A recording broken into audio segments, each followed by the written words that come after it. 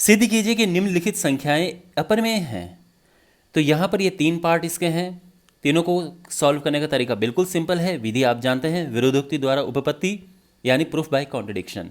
यानी पहले हम ये मानकर चलेंगे कि ये परिमेय संख्याएं हैं और बाद में कुछ विरोधाभास उत्पन्न होगा, फिर हम कहेंगे कि नहीं, हमारी कल्पना त्रुटिपूर्ण थी, गलत थी, ये परिमेय नहीं अपरिमेय है। तो सबसे पहले हमारे पास है फर्स्ट। तो जैसे कि मैंने आपको कहा कि पहले हम ये मानकर चलते हैं, ठीक है, कि ये एक परिमेय संख्या है। तो किस तरह से लिखते हैं? तो ये हम सबसे पहले लिखेंगे, हम इसके विपरीत यह मान लेते हैं कि 1/√2 एक परिमेय संख्या है। ठीक है, ओके। अब इसके बाद ये परिमेय संख्या है, तो आप जानते हैं परिमेय संख्या को हम कैसे लिखते हैं, 1/√2 = a/b। और अब ध्यान रखना, हम √2 को एक तरफ कर देते हैं, यानी अगर हमें √2 लिखना हो तो ये b/a हो जाएगा। वैसे जब हम ये लिखेंगे तो साथ में हमें ये भी लिखना है कि जहाँ a और b पूर्णांक हैं, तो जहाँ a और b पूर्णांक हैं, ठीक है, क्योंकि जो परिमेय संख्या होती है वो भिन्न के रूप में लिखी जा सकती है। ये समझ आ गया? और इसको ऊपर ले गए और इसको हमने पलट दिया, रेसिप्रोकल कर दिया। अब आप यहाँ पे सिचुएशन समझो, राइट हैंड साइड तो परिमेय है, क्योंकि अगर b और a पूर्णांक होंगे तो परिमेय होगी ना। लेकिन जो बायां पक्ष है, लेफ्ट हैंड साइड, ये अपरिमेय संख्या है। ध्यान रखना, ये हम शुरू में मान कर चलेंगे, यानी जहाँ √2 एक अपरिमेय संख्या है। इस बात का ध्यान रखना, यानी ये जो क्वेश्चन है, इस क्वेश्चन में ये √2 आप पहले से ही मान के चलोगे कि ये अपरिमेय है, यहाँ पे √5 आप पहले से मान के चलोगे कि अपरिमेय है, और यहाँ पे √2 पहले से ही मान के चलोगे ये अपरिमेय है। आपके पास अगर एग्जाम में क्वेश्चन आता है तो 99% चांस है कि क्वेश्चन के साथ में ही ये दिया होगा।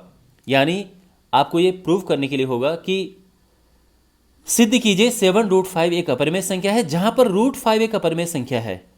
तो ये और ये अपरिमेय है, ये पहले से ही हमें पता है। इस बात का ध्यान रखना आप, ओके। तो यहां पर अब आप यहां पर देखो, राइट हैंड साइड परिमेय है, यानी हम ये लिखेंगे कि चूंकि b और a पूर्णांक हैं,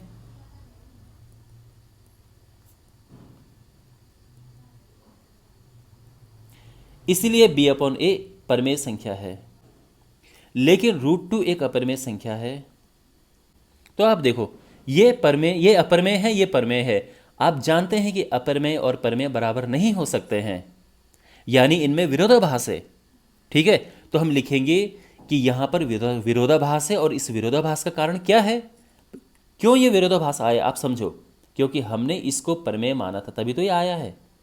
तो हमारी जो कल्पना थी कि ये एक परिमेय संख्या है, ये कल्पना हमारी त्रुटिपूर्ण यानी गलत कल्पना थी। तो इससे निष्कर्ष निकलता है कि ये एक अपरिमेय संख्या है। तो जिस तरह से मैं कह रहा हूं, आपको एग्जैक्टली ऐसे ही लिखना है, ठीक है। तो फाइनल हम यहां पर इस तरह से लिखेंगे कि इस विरोधाभास का कारण हमारी त्रुटिपूर्ण कल्पना है कि 1/√2 एक परिमेय संख्या है। तो इससे हम इस निष्कर्ष पर पहुंचते हैं कि 1/√2 एक अपरिमेय संख्या है। बिल्कुल सिंपल है, आपको यही स्टेप्स लिखने हैं, पूरे मार्क्स मिलेंगे, ओके। और सभी क्वेश्चंस के साथ में ऐसे ही करना है।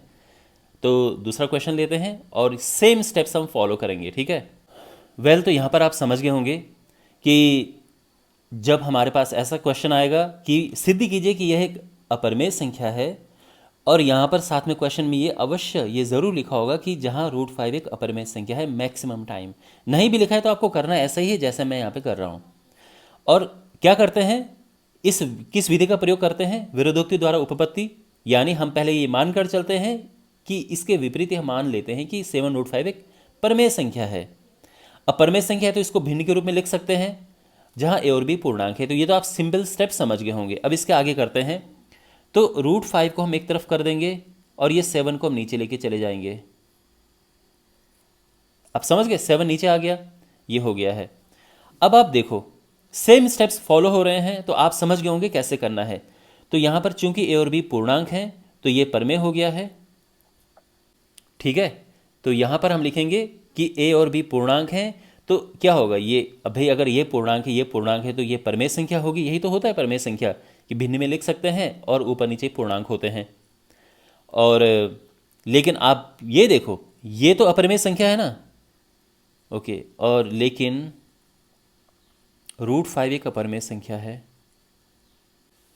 ओके, तो फाइनली हम ये लिखेंगे कि यहाँ पर विरोधाभास है। आप देखो ना, ये अपरमेय है और ये परमेय है, तो अपरमेय और परमेय बराबर नहीं होते हैं, तो यहाँ पर एक विरोधाभास है। और हम लिखेंगे कि इस विरोधाभास का कारण क्या है?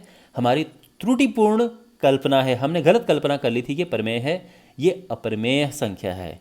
ठीक है ना, ये फाइनली हम ये निष्कर्ष निकालेंगे कि हमारी कल्पना गलत थी, यानी परमेय नहीं है, ये अपरमेय है। तो इसको हम यहाँ पे लिखेंगे। फाइनली हम ये लिखेंगे कि इस विरोधाभास का कारण हमारी त्रुटिपूर्ण कल्पना है कि 7√5 एक परमेय संख्या है। इससे हम इस निष्कर्ष पर पहुंचते हैं कि 7√5 एक अपरमेय संख्या है। समझ गए आप? बिल्कुल सिंपल स्टेप्स हैं। ऑलराइट, अब इसका तीसरा पार्ट करते हैं। देखो, इस पार्ट को करने के लिए मैंने जो पिछले पार्ट में जो टेम्पलेट बनाया था, मैंने वो मिटाया नहीं है, वैसे ही रखा है, जिससे कि आपको ये पता चले कि क्यों ये कैसे बिल्कुल एक दूसरे से मिलते जुलते क्वेश्चंस हैं ये। तो अगर आपको एक पूरा स्टैंडर्ड हिसाब किताब पता है तो आप आराम से सभी क्वेश्चंस को कर सकते हैं। तो यहाँ पर अगर हमें ये प्रूव करना हो कि सिद्ध कीजिए कि अपरमेय संख्या है, ध्यान रखना साथ में ये दिया होगा जहाँ √2 एक अपरमेय संख्या है। नहीं दिया होगा तो हम इसको साथ में लेके चलेंगे। ठीक है, करना आपको इसी तरह से जैसे मैं यहाँ पे कर रहा हूँ। तो पहले हम इसका विपरीत मान लेते हैं, क्योंकि यहाँ पर जो विधि यूज होती है ये होती है विरोधाभास विधि, यानी विरोधोक्ति द्वारा उपपत्ति। तो हम इसके विपरीत हम मान लेते हैं कि ये एक परमेय संख्या है। अब अगर ये परमेय संख्या है तो क्या होगा? अब देखो, 6 को उस तरफ लेके जाओ, क्योंकि एक तरफ हमें रूट वाली संख्या लिखनी होती है और एक तरफ बाकी।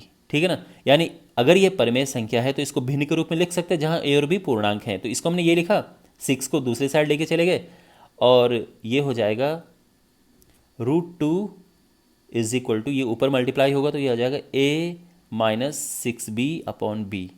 ठीक है, अब क्योंकि a और b पूर्णांक है, इसलिए ये जो ये वाली साइड है यानी a-6b/b एक परमेय संख्या है। समझ रहे हैं आप? ये एक परमेय संख्या है।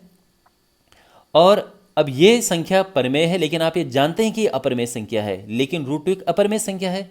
तो यहाँ पर अपरमेय बराबर परमेय हो रहा है, जो कि सत्य बात नहीं है। ठीक है, यहाँ पर एक विरोधाभास है। और ऐसा विरोधाभास क्यों हुआ है? इसका ये तभी हुआ है क्योंकि हमने कल्पना गलत कर ली थी। तो ये लिखेंगे, इस विरोधाभास का कारण हमारी त्रुटिपूर्ण कल्पना है कि 6 + √2 एक परमेय संख्या है। तो इससे हम इस निष्कर्ष पर पहुंचते हैं कि 6 + √2 एक अपरमेय संख्या है। सिंपल, बिल्कुल सेम स्टेप्स हैं तीनों पार्ट में, बिल्कुल एक ही तरह के स्टेप्स हैं। आई एम श्योर आपको ये अच्छे से समझ आ गया होगा कि कैसे इन्हें करना है।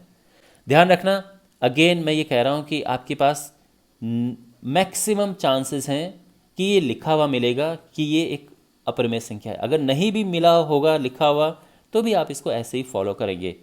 हाँ, ये हो सकता है कि दोनों को आपको अलग अलग प्रूव करना हो, यानी क्वेश्चन में ये आ जाए, सिद्ध कीजिए कि √2 एक अपरमेय संख्या है, और उसके बाद फिर ये लिखो और इससे सिद्ध कीजिए कि ये एक अपरमेय संख्या है। तो इसके लिए आपको फिर इसको अलग सिद्ध करना होगा, लेकिन वो क्वेश्चन भी आपको अच्छा खासा 5 नंबर में मिलेगा। एक दो नंबर में तो कभी नहीं आएगा फिर इस तरह का, जहाँ पर आपको दोनों को सिद्ध करना होगा। लेकिन अगर 5 नंबर में एक क्वेश्चन आ गया कि सिद्ध कीजिए कि √2 एक अपरमेय संख्या है, और इससे आप ये सिद्ध कीजिए कि 6 + √2 एक अपरमेय संख्या है, तो इसके लिए आपको फिर पहले √2 को अपरमेय सिद्ध करना होगा। आप जानते हैं √2 को अपरमेय सिद्ध कैसे करते हैं, इस पर मैंने वीडियो बना रखा है, लिंक डिस्क्रिप्शन में मिल जाएगा। और 6 + √2 क्यों अपरमेय है ये तो आप समझ ही गए। ठीक है, आई होप आपको ये समझ आ गया होगा। और इस चैप्टर के और वीडियोस के लिए आप डिस्क्रिप्शन बॉक्स में प्लेलिस्ट चेक करें।